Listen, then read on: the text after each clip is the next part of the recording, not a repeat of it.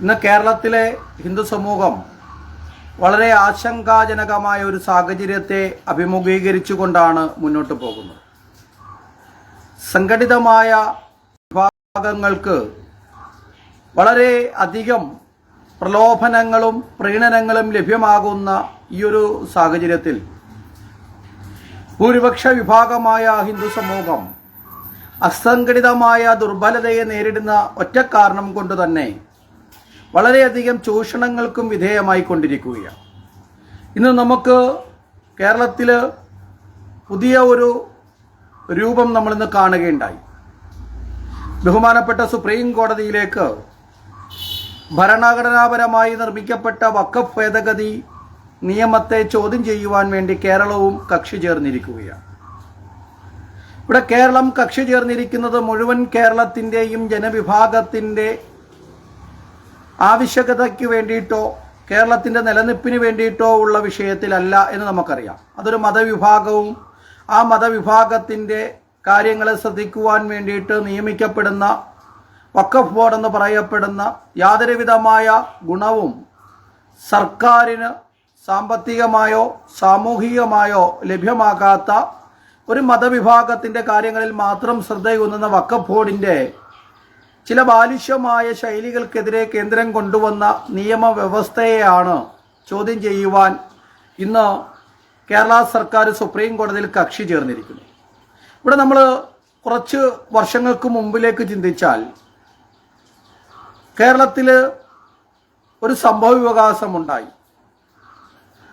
കോടിക്കണക്കിന് ലക്ഷക്കണക്കിന് അയ്യപ്പ ഭക്തന്മാരെ മനസ്സിനെ മുറിവേൽപ്പിക്കുന്ന തരത്തിൽ സ്ത്രീ പ്രവേശനം എന്ന ഒരു വിഷയം തെറ്റായ കാഴ്ചപ്പാടിലൂടെ സുപ്രീം കോടതിയിൽ അവതരിപ്പിച്ച് സുപ്രീം കോടതി ഒരു ഉത്തരവ് പുറപ്പെടുവിച്ചപ്പോൾ അതിനെതിരെ ഒരു നിമിഷം പോലും ഒരു തരത്തിൽ പോലും കോടതിയെ സമീപിക്കാതെ അതിനെതിരെ ഒരു അപ്പീലിന് പോലും പോകുവാൻ ഞങ്ങൾ തയ്യാറല്ല എന്ന് പറഞ്ഞുകൊണ്ട് ഹിന്ദുവിൻ്റെ ആരാധനാ കേന്ദ്രത്തെ തകർക്കാൻ കച്ചകെട്ടിറങ്ങിയ അതേ സർക്കാരിന് തന്നെയാണ് ഇന്നും കേരളം ഭരിക്കുന്നത്.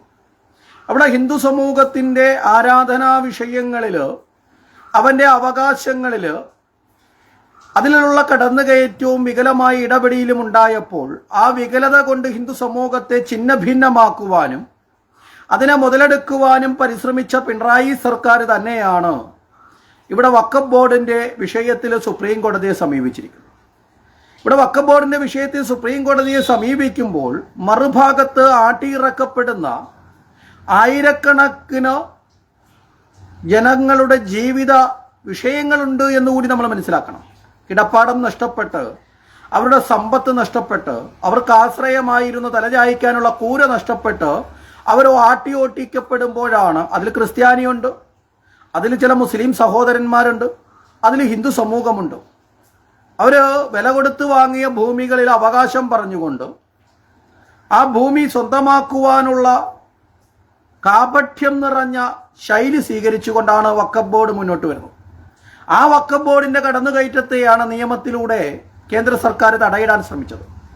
അതിനെതിരെയാണ് മുസ്ലിം സമൂഹത്തിൻ്റെ പ്രീണനത്തിന് മാത്രം ലക്ഷ്യമാക്കിക്കൊണ്ട് പ്രീണന നയം നടപ്പിലാക്കിക്കൊണ്ട് വികലമായ കാഴ്ചപ്പാടോടുകൂടി സുപ്രീം കോടതിയെ സമീപിക്കാൻ പൊതുഖജനാവിലെ പൈസ ചെലവിട്ട് പിണറായി സർക്കാർ മുന്നോട്ട് പോകും.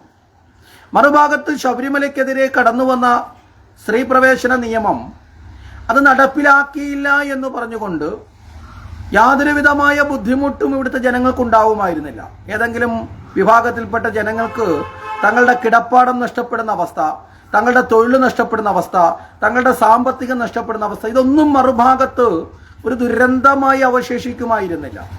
അപ്പം മറുഭാഗത്ത് ഒരു കേടുകളും വരുത്താതെ യഥാർത്ഥത്തിൽ ഒഴിവാക്കപ്പെടാവുന്ന ഒന്നായിരുന്നു ഒരു വലിയ സമൂഹം. എന്നാലോ വലിയൊരു സമൂഹം ഭക്തജനങ്ങളുടെ മനസ്സിനെ മുറിവേൽപ്പിക്കാതെ ആ ഭക്തജനങ്ങളുടെ ഇച്ഛയ്ക്കനുസരിച്ച് നിയമപരമായ ഒരു പരിവർത്തനം വരണമെന്ന് പറഞ്ഞുകൊണ്ട് മുന്നോട്ട് പോകാൻ, പ്രത്യേകിച്ചും ദേവസ്വം ബോർഡ് എന്ന സർക്കാർ സംവിധാനത്തിൻ്റെ കീഴിൽ സർക്കാരിന് ഒട്ടനവധി തരത്തിലുള്ള മേൽക്കോയ്മയും മേന്മയും നൽകുന്ന തിരുവിതാംകൂർ ദേവസ്വം ബോർഡിൻ്റെ കീഴിലാണ് യഥാർത്ഥത്തിൽ ശബരിമല ഉണ്ടായിരുന്നത്. ആ സമയത്താണ് ആ സർക്കാർ സംരക്ഷണതയിലുള്ള ആ ദേവസ്വം ബോർഡിലെ വിശ്വാസത്തെ സംരക്ഷിക്കുവാൻ തയ്യാറാകാത്തവര് ഇന്ന് സർക്കാരിന്റെ സംരക്ഷണത്തിനും അതീതമായി നിലനിൽക്കുന്ന മതാധിപത്യമുള്ള വഖഫ് ബോർഡിന് വേണ്ടി പോവുക എന്ന് പറയുമ്പോൾ നമ്മൾ ചിന്തിക്കുക, ഇവിടെ സംഘടിതർക്ക് ലഭിക്കുന്ന പ്രീണനം അസംഘടിതർക്കുള്ള ചൂഷണത്തിന്റെ വ്യാപ്തിയെ വർദ്ധിപ്പിക്കുന്നതല്ലേ എന്ന് നമ്മളൊന്ന് ചിന്തിച്ചു നോക്കുക. ഇത് മാത്രം ഒതുങ്ങുന്നതല്ല. മദ്രസകൾക്ക് യാതൊരുവിധമായ സർക്കാരിലേക്കും യാതൊരുവിധമായ ഗുണാത്മകമായ നേട്ടങ്ങളില്ലാത്ത മദ്രസകളിലേക്ക് ആ മദ്രസകളുടെ അധ്യാപകർക്ക് സ്റ്റൈഫനുകളായിട്ടും പെൻഷനായിട്ടും മദ്രസ നവീകരണത്തിനും വേണ്ടിയിട്ട് എത്രയോ കോടി രൂപകൾ വർഷാനുവർഷങ്ങളിൽ ചെലവിടുമ്പോൾ മറുഭാഗത്ത് അനവധി ക്ഷേത്രങ്ങളെ സ്വന്തം കാൽക്കീഴിൽ വെച്ചുകൊണ്ട് മുന്നോട്ടു പോകുന്ന ദേവസ്വം ബോർഡ്, ആ ദേവസ്വം ബോർഡിൻ്റെ ആരാധനാലയങ്ങളിൽ ഏതെങ്കിലും തരത്തിലുള്ള മതവിദ്യാഭ്യാസത്തെ പ്രോത്സാഹിപ്പിക്കുന്നത് നമുക്ക് കാണാൻ സാധിക്കുന്നുണ്ട്. തിരുവിതാംകൂർ ദേവസ്വം ബോർഡിൻ്റെ കീഴിൽ മതപാഠശാല എന്നൊരു പദ്ധതിയുണ്ട്. പക്ഷേ അതിലേക്ക് നീക്കി വെക്കുന്ന ഫണ്ടും അതിൻ്റെ പ്രവർത്തനങ്ങളും പിന്നീട് വകമാറ്റപ്പെടുന്നത് നമ്മൾ കാണേണ്ടി വരുന്നു.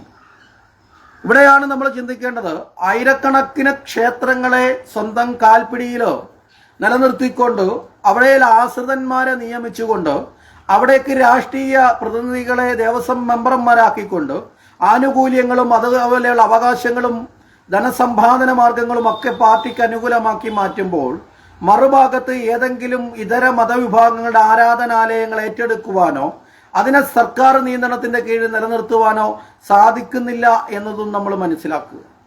ഇങ്ങനെ ഒട്ടനവധി വിഷയങ്ങളിൽ, ചെറുതും വലുതുമായ ഒട്ടനവധി വിഷയങ്ങളിൽ ഹിന്ദു സമൂഹം ഇന്ന് പരിതാപകരമായ അവസ്ഥയിലാണ്.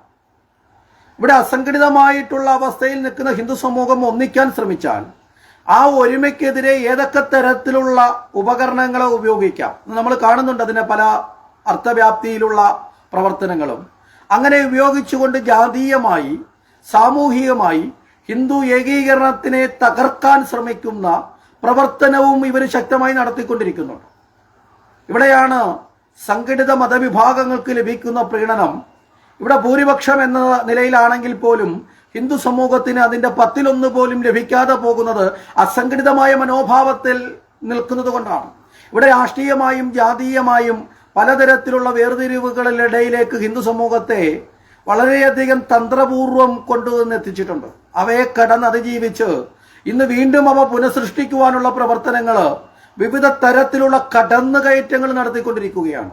അതിനെ അതിജീവിച്ചുകൊണ്ട് മുന്നോട്ട് പോകാൻ ഇത്തരത്തിലുള്ള വിഷയങ്ങളെ ജനസമൂഹത്തിൻ്റെ കൃത്യമായ നിലയിൽ ജനസമൂഹത്തിൻ്റെ ചിന്താധാരകളിലേക്ക് എത്തിക്കുവാൻ ഹിന്ദു സംഘടനകൾക്കും ഹൈന്ദവ സമുദായ പ്രവർത്തനങ്ങൾക്കും ഹിന്ദു സമൂഹത്തിലുള്ള ഓരോ വ്യക്തികൾക്കും സാധിക്കണം. നമ്മൾ വിവിധ വിഭാഗങ്ങളായി വേർതിരിഞ്ഞ് നിൽക്കുമ്പോഴും ഏകപക്ഷീയമായ നിലയിൽ ഹിന്ദു എന്ന ശബ്ദത്തോടുകൂടി ഹിന്ദുവിൻ്റെ ധാർമ്മികമായ ആചാരങ്ങളെയും അനുഷ്ഠാനങ്ങളെയും നിലനിർത്തുവാൻ, നമ്മുടെ ആചാരങ്ങളിലുള്ള കടന്നുകയറ്റങ്ങളെ അവസാനിപ്പിക്കുവാൻ, സാമൂഹികമായി നമുക്ക് ലഭിക്കേണ്ട നീതി ലഭിക്കുവാൻ, ആനുകൂല്യങ്ങൾ ലഭിക്കുവാൻ, അവകാശങ്ങളെ നിലനിർത്തുവാൻ, അതിനെല്ലാം സാധിക്കുന്ന തരത്തിലുള്ള ഒരു ഏകീയമായിട്ടുള്ള ചിന്താധാരയിലേക്ക് നമ്മൾ എത്തപ്പെട്ടില്ല എന്നുണ്ടെങ്കിൽ വളരെയധികം ചൂഷണങ്ങൾ, ഒന്നും രണ്ടും ഒന്നുമല്ല, വളരെയധികം ചൂഷണങ്ങൾ ഇവിടെ ഈ സംഘടിത മതവിഭാഗങ്ങൾക്കുള്ള പ്രീണനം എന്ന നിലയിൽ നടപ്പിലാക്കപ്പെടുന്നതിൻ്റെ മറുഭാഗത്തെ ദുരിതങ്ങൾ മുഴുവൻ അനുഭവിക്കേണ്ടി വരുന്നത് ഭാവിയിൽ ഹിന്ദു സമൂഹമായിരിക്കും. അത്തരം അവസ്ഥകളിലേക്ക് എത്തപ്പെടാതിരിക്കുവാൻ ഹിന്ദു സമൂഹം ഉണർന്ന് ജാഗ്രത അവസ്ഥയിൽ പ്രവർത്തിക്കേണ്ടിയിരിക്കുന്നു. തസ്മാത് ജാഗ്രത ജാഗ്രത, നമുക്കും മുന്നോട്ട് പോകണം, നമുക്കും ഒന്നിച്ചു നിൽക്കണം എന്ന ബോധം മുഴുവൻ സമുദായ സംഘടനകൾക്കും ഹിന്ദു സംഘടനാ ശക്തികൾക്കും ഉണ്ടാകട്ടെ എന്ന് മാത്രം സൂചിപ്പിച്ചുകൊണ്ട് നിർത്തുന്നു. എല്ലാവർക്കും നമസ്കാരം.